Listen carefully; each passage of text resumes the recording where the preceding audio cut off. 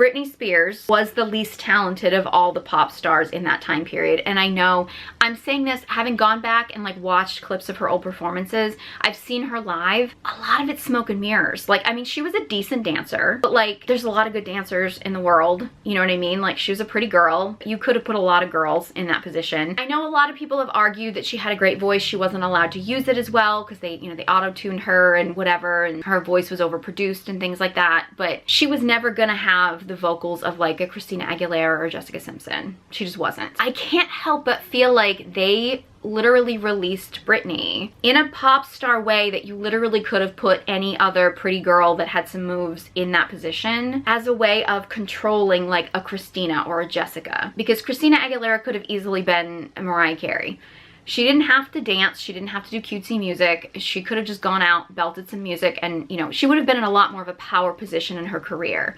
Jessica Simpson has said in her book, she just wanted to be Celine Dion. She just wanted to like stand there and sing and belt out some music and do that. They had enough talent to put themselves in a power position.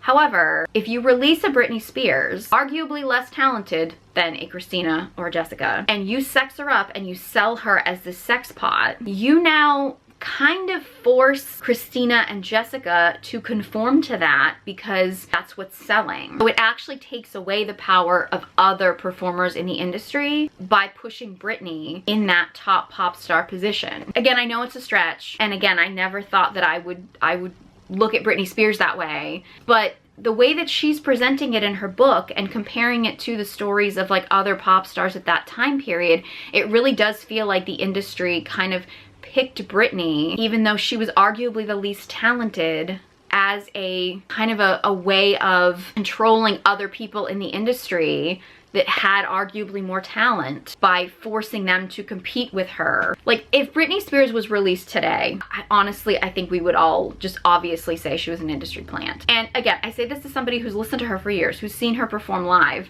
and I'm not saying that she was completely talentless or anything like that, but like the way that she was put up on a pedestal by the music industry when she was arguably the least talented of all the other pop stars. And I remember her from the Mickey Mouse Club too. She was very forgettable on that show, especially compared to some of the other people on that show. It's feeling industry plantish, not gonna lie.